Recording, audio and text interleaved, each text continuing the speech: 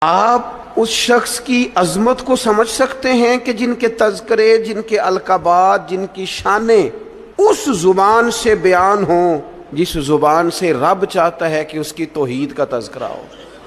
قل هو اللہ احد، محبوب آپ فرما دیں کہ اللہ ایک ہے۔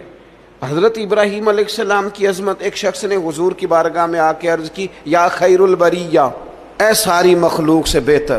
تو محبوب نے مسکرا کے دیکھا، آنکھیں کھولی، محبت بھرے انداز میں فرمایا یہ جو تم نے مجھے خیر البریہ کہا ہے نا، یہ تو حضرت ابراہیم علیہ السلام ہے۔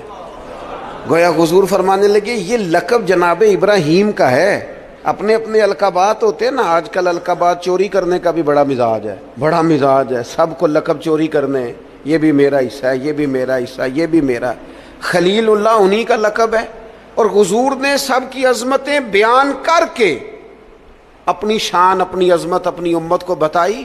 فرمایا جناب موسیٰ کلیم اللہ ہیں اور بے شک ہیں، حضرت عیسیٰ روح اللہ ہیں اور بے شک ہیں، فرمایا جناب اسماعیل ذبیح اللہ ہیں اور بے شک ہیں، حضرت ابراہیم خلیل اللہ ہیں اور ہیں، لیکن فرمایا اعلیٰ وانا حبیب اللہ، یہ یاد رکھنا مجھے اللہ نے اپنا محبوب بنایا ہے۔